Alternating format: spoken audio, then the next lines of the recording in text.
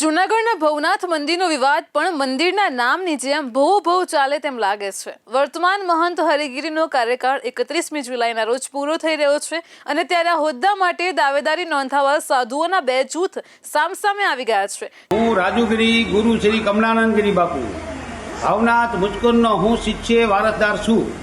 આજે 10 વર્ષથી અમે લડી રહ્યા છીએ। અમારા પરિવારને કોઈ ગુરુ પરિવારને અમને કોઈ ન્યાય મળતો નથી અને હવે 31 તારીખે જે ચુકાદો છે એ અમારા કોઈ પરિવારને મહત નહીં બનાવે તો રાજુગીરી ભવનાથ દરવાજાની સામે જલી જશે, મારું જીવ આપી દઈશ, બાકી હું હવે પાછો પડીશ નહીં। નમો નારાયણ। શું તમારી માંગ છે? મારા પરિવારને કોઈ બી એક મહત બનાવે।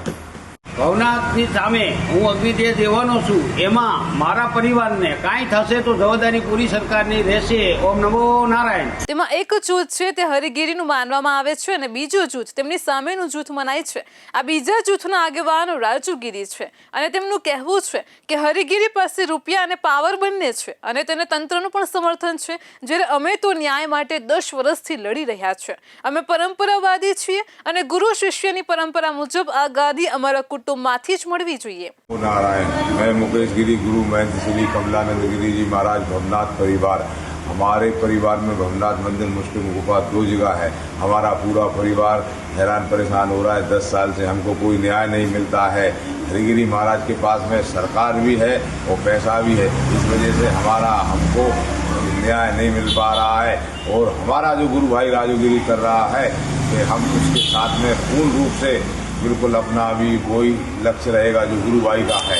गुरु भाई के साथ में हम सहदेश हैं। सुनवाई होती है तो हमारा ठीक, और नहीं होती है तो भवनाथ मंदिर के सामने जो गुरु भाई राजूगिरी ने बोला उनके साथ में हम भी पूर्ण रूप से साथ हैं। તેમણે ચીમકી પણ આપી હતી કે જો આ ગુરુ શિષ્યની પરંપરાનું પાલન ન કરાયું અને અમારામાંથી કોઈને મહંતની ગાદી સોંપવામાં ન આવી તો અમે આત્મવિલોપન કરીશું। આમ તેમની આત્મવિલોપનની ચીમકીએ જૂનાગઢના સંત સમાજમાં સનસનાટી મચાવી દીધી છે। ભવનાથ મંદિરના વિવાદો સાથે નાતો નવો નથી, પરંતુ આ પ્રકારની આત્મવિલોપનની ચીમકી અત્યાર સુધી કોઈએ આપી નથી। તેની સાથે તેમણે જણાવ્યું હતું કે અમે જો આત્મવિલોપન કર્યું તો તેની સંપૂર્ણ જવાબદારી તંત્રની રહેશે। બંને સંતોએ તંત્ર ઉપર મોટા પાયા ઉપર દોષારોપણ કર્યું હતું અને જણાવ્યું પણ હતું કે હવે મહંતના હોદ્દા ઉપર કોઈની પણ સંતની નિમણૂક નિયમ વિરુદ્ધ જઈને કરવામાં આવશે તો સંત સમાજ ચૂપ નહીં રહે, મોટા પાયે આંદોલન કરશે અને આ રીતે થયેલી નિમણૂક પાછળનો ભ્રષ્ટાચાર ખુલ્લો પાડશે। સંતોની આ ચીમકીના પગલે જૂનાગઢનું વહીવટી તંત્ર હચમચી ઉઠ્યું છે। તેઓ હવે શું પગલાં લેવા અને તેની વિચારણામાં પડી ગયા છે જેથી આ પ્રકારનો બનાવ ન બને। महंत श्री अमरगिरी गुरु महंत श्री रघुनाथगिरी ना शिष्य श्री भवनाथ महादेवना सभ्य एवं शिष्य श्री आज थी घणा वर्षों गुरु शिष्य परंपरा चाली आवती, आदि अनादिथी गुरु शिष्य परंपरा चाली आवती, परंतु अमरा गुरुनो रघुनाथगिरीजीनो कायमी हुकम हतो। एमना पछी मारा गुरुभाई रमेशगिरी आया, एना पछी संजोगोवशात कंईक पैसानी लेती देती होय के जे होय यूपीना क्रिमिनल एवा महंत श्री हरिगिरी बापू गुरु श्री दत्तात्रेय महाराज ए मंदिरनो दादागिरी बळपूर्वक अने कलेक्टर ने लेती देती करीने महंतनो ऑर्डर कढावी अने आ भवनाथ मंदिरनो कब्जो लई लीधो बळजबरीपूर्वक दादागिरीथी।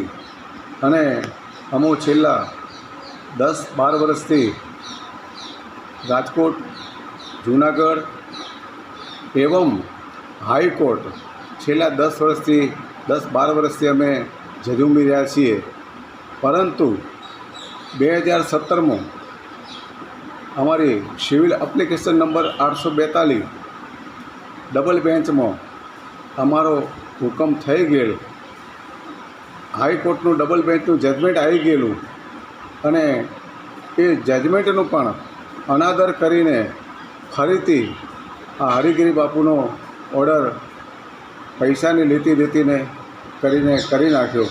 પણ અમે છેલ્લા શ્વાસ સુધી લડવા માટે અમે તૈયાર છીએ. હજુ હરિગીરીની સત્તાનો અંત એમનેમ નથી આવ્યો, પરંતુ મહેશગીરીએ ઉઠાવેલા અવાજના કારણે આવ્યો છે.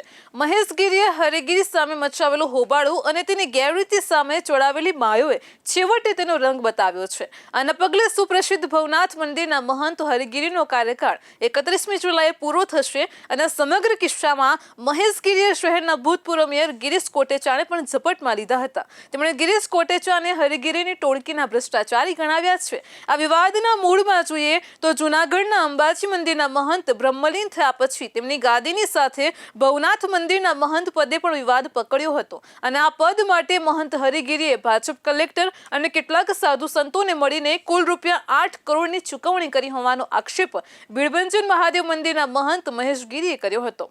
તેમણે ફક્ત આક્ષેપ ન કરતા હરિગીરીએ આપેલી લાંચના પુરાવા પણ રજૂ કર્યા હતા. તેમના આરોપોએ સનદી અધિકારીઓની સાથે ધર્મસ્થાનોમાં તથા શ્રદ્ધાળુઓમાં પણ સનસનાટી મચાવી છે અને આના કારણે પહેલી વખત લોકોની જાણમાં આવ્યું હતું કે મંદિરના મહંત બનવા માટે પણ 8 કરોડ રૂપિયા જેવી જંગી રકમની ચૂકવણી કરવી પડે છે. હવે આ મંદિરમાંથી કરોડો રૂપિયા કમાવા હશે તો આટલા તો ચૂકવવા જ પડશે ને. આ બતાવે છે કે સાધુ સંતોએ પણ તેમની સત્તા માટે રૂપિયા ખાલી કરવા પડે છે. આના પરથી હવે વિધાનસભ્યથી લઈને સાંસદ બનવા માટે કેટલી કિંમત અદા કરવી પડતી હશે તેનો ખ્યાલ આવી જવો જોઈએ. તો જૂનાગઢમાં ગિરનારની તળેટીમાં આવેલા સુપ્રસિદ્ધ ભવનાથ મંદિરના મહંત હરિગીરી સામે સંખ્યાબદ્ધ ફરિયાદોના પગલે જિલ્લા કલેક્ટરને તપાસ સોંપવામાં આવી છે. એસડીએમ દ્વારા પણ હરિગીરી સામેનો અહેવાલ આપી દેવાયો હતો. હરિગીરીએ તેની સામે થયેલા આક્ષેપો અંગે જવાબો પણ આપ્યા છે અને વહીવટી તંત્ર તેના આપેલા જવાબોની ચકાસણી કરી રહ્યું છે. તેના જવાબોની ઘણી બાબતો સંતોષજનક ન હોવાનું પણ વહીવટી તંત્રએ જણાવ્યું છે. આના પરિણામે અંબાજી મંદિર અને ભીડભંજન મહાદેવ મંદિરની જેમ જ ભવનાથ મંદિર ખાતે પણ મહંત પદેથી હરિગીરીને હટાવવાની પ્રક્રિયાએ વેગ પકડ્યો છે. તેની સાથે હરિગીરીની વિદાય પણ સુનિશ્ચિત થઈ ગઈ હતી. આ આખું પ્રકરણ બતાવે છે કે મહેશગીરીએ વાત કહી હતી અને તેમાં ક્યાંક ને ક્યાંક તથ્ય હતું. તેમણે જણાવ્યું હતું કે જૂનાગઢના ગિરનારને હરિગીરીએ અભડાવ્યો છે. અહીં મુંજરા થતા હતા, સાધુ સંતો ગાંજો પીતા હતા અને દારૂ પીતા હતા. હરિગીરી જૂથના સાધુઓ વેશ્યાગમન કરતા હતા. નાચનારીઓને અહીં બોલાવવામાં આવતી હતી. આમ કરીને હરિગીરીના જૂથે જૂનાગઢની પવિત્રતાનો ભંગ કર્યો હતો અને તેની સાથે તેને સ્થાનિક ભ્રષ્ટ રાજકારણીઓનું પણ સમર્થન છે. મહેશગીરીએ જણાવ્યું હતું કે સીએમ ભૂપેન્દ્ર પટેલે આપેલી સૂચનાને કલેક્ટર રચિત રાજ ઘોડીને પી ગયા હતા અને તેમણે હરિગીરી સાથે મિલીભગત કરીને તેમના હોદ્દાઓ પર નિમ્યા હતા. આમ ભવનાથની આ જગ્યાએ દુરાચાર્યો અને ભ્રષ્ટાચારીઓએ અપવિત્ર કરી હોવાનો દાવો પણ તેમણે કર્યો છે. તેમનું કહેવું હતું કે હરિગીરી અને તેની ટોળકીને અહીંથી કાઢો અને મને મારો ગિરનાર એવો ને એવો પાછો આપો. આ દુરાચાર્યો, કૌભાંડીઓ અને ભ્રષ્ટાચારીઓના લીધે ફક્ત ભવનાથ અને ગિરનાર જ બદનામ થતો નથી, સરકારનું પણ નામ ખરાબ થાય છે અને તેથી સરકાર આ દિશામાં કંઈક પગલાં ભરે તેના ઉપર પણ તેમણે ભાર મૂક્યો હતો. તેમણે જણાવ્યું હતું કે આમાંની મેં જે પણ વાત કરી છે તે કોઈ હવામાં વાત કહી નથી. મારી બધી વાત પ્રમાણ સાથે રજૂ કરી છે. આ પ્રમાણ હું બધે જ આપવા તૈયાર છું. તો મહેશગીરીએ પણ લગભગ દરેક પ્લેટફોર્મ પર તેમની વાત પુરાવા સાથે મૂકવાનું ચાલુ કરતા સરકાર પણ છેવટે હરકતમાં આવી હતી.